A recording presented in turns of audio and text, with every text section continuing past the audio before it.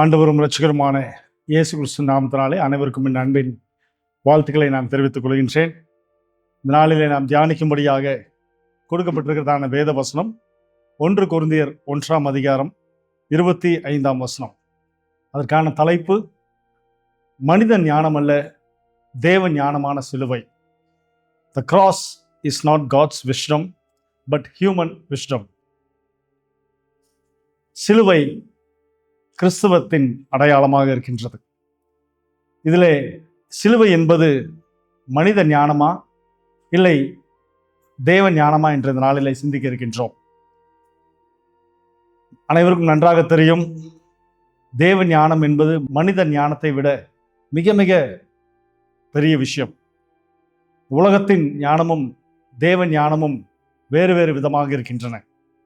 இந்த உலகத்தின் ஞானத்தின் பார்வையிலே சிலுவை என்பது சித்திரவதை செய்யப்படுகின்ற ஒரு சின்னமாக, வெட்கத்தின் சின்னமாக, அவமானத்தின் சின்னமாக, தோல்வியின் சின்னமாக, பைத்தியகார சின்னமாக உலகத்திற்கு தோன்றுகின்றது.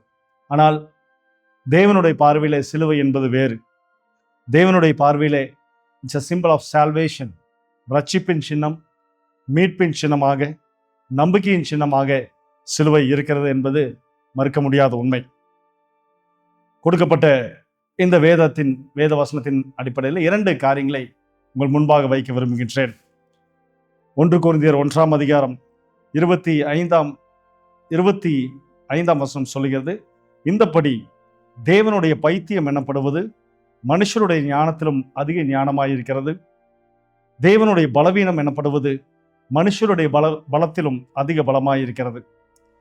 27ஆம் வசனம் சொல்லுகிறது, ஞானிகளை வெட்கப்படுத்தும்படி தேவன் உலகத்தில் பைத்தியமானவைகளை தெரிந்து கொண்டார், பலமுள்ளவைகளை வெட்கப்படுத்தும்படி தேவன் உலகத்தில் பலவீனமானவைகளை தெரிந்து கொண்டார்.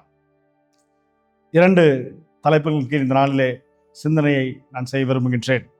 முதலாவது, மனித ஞானத்திற்கு சிலுவை பைத்தியமானதாக தோன்றுகின்றது. The cross appears foolish to human wisdom. மனிதர்கள் ஞானத்தின்படி என்ன யோசிக்கிறாரோ, எப்படி மரணம் வாழ்க்கையை கொண்டு வரும், எப்படி தோல்வி வெற்றியை கொண்டு வரும், எப்படி சிலுவையில் அறையப்பட்ட ஒரு மனிதன் உலகத்தை காப்பாற்ற முடியும், இது மனித ஞானத்தினால் தோன்றுகின்ற கேள்விகள். ஆனால் சிலுவை என்பது மனித எண்ணங்களுக்கு முரணானது. Cross contradicts human logic. ஆண்டவர் சிலுவையின் மூலம் வென்றார், ஜெயித்தார். எப்படி? Without no military power, no political influence, no philosophical argument. ரட்சிப்பு என்பது மனித ஞானத்தினால் அடைய முடியாது. Salvation cannot be achieved by human intelligence and efforts. மனித ஞானத்தினாலும் மனித முயற்சியினாலும் ரட்சிப்பை அடைய முடியாது என்பது தெளிவாக சொல்லுகின்றது. மனித ஞானம் கேள்விகளை எழுப்புகின்றது, தேவ ஞானம் மீட்பை தருகின்றது. அன்பானவர்களே, இந்த சிலுவை மனித ஞானத்திற்கு பைத்தியகாரத்தனமாக தோன்றலாம். ஆனால் ஆண்டவருடைய ஞானத்திலே சிலுவைதான் மீட்பின் சின்னமாக, ரட்சிப்பின் சின்னமாக இருக்கிறது என்பதை நாம் தெரிந்து கொள்கின்றோம். 2வது, சிலுவை கடவுளின் பரிபூர்ண ஞானத்தை வெளிப்படுத்துகின்றது. The cross reveals God's perfect wisdom. சிலுவை கடவுளின் பரிபூர்ண ஞானத்தை வெளிப்படுத்துகின்றது. சிலுவையின் மூலம் இயேசு மனித குலத்தின் மிகப்பெரிய பிரச்சனையை தீர்த்து முடித்தார். Sin without compromising holiness. பரிசுத்தமாய் உலகத்திலே பிறந்து பரிசுத்தமாய் வாழ்ந்து பாவத்தை ஜெயிப்பது எப்படி என்று இயேசு கற்றுக் கொடுத்தார். Love without ignoring righteousness. அன்பு செலுத்துவது எப்படி என்பதை சிலுவையில் இயேசு கற்பித்தார். மனிதர்கள் இத்தனை ஆண்டுகளாக செய்ய முடியாத, சாதிக்க முடியாத அன்பை இயேசு கிறிஸ்து சிலுவையிலே நிறைவேற்றி காண்பித்தார்.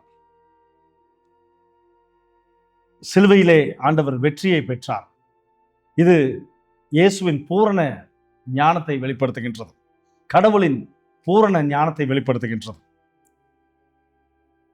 சிலுவை எதை நமக்கு சுட்டி காட்டுகின்றது?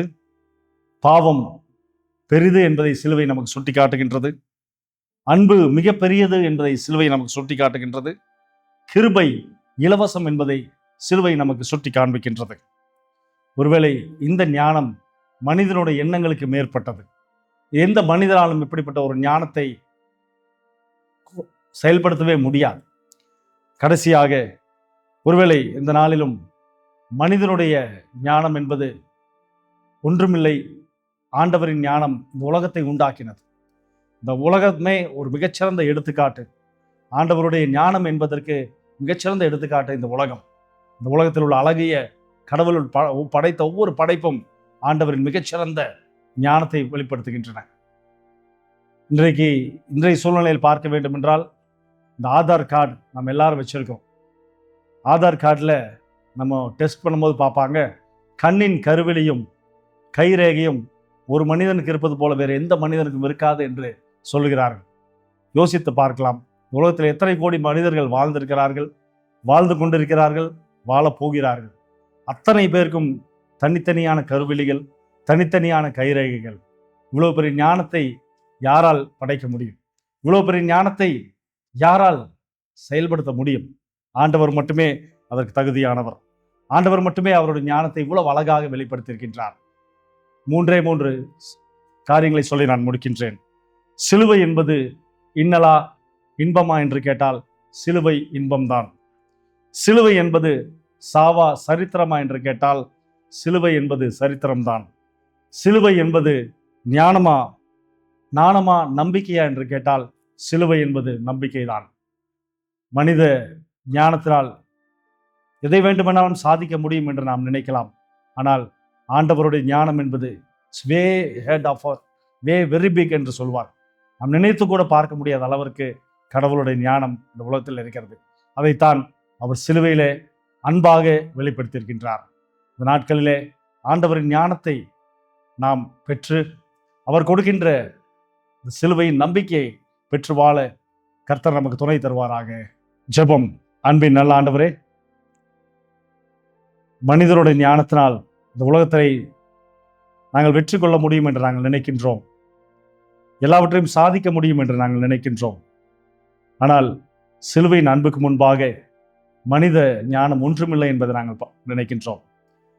விந்தை கிறிஸ்து இயேசு ராஜா, உந்தன் சிலுவை எந்தன் மேன்மை, திரண்ட ஆஸ்தி, உயர்ந்த கல்வி, செல்வாக்குகள் மிக இருந்தாலும் குருசை நோக்கி பார்த்த எனக்கு உரிய பெருமை யாவும் அற்பமே என்று பாடலிலே சிலுவைக்கு முன்பாக எதுவும் நிற்க முடியாது.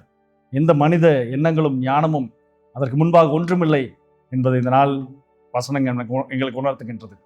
அந்த உம்முடைய ஞானத்தை பின்பற்றி வாழ எங்களுக்கு கிருபை தாரும். இயேசுவின் மூலம் வேண்டுகிறோம், அன்பின் நல்ல பிதாவே, ஆமென்.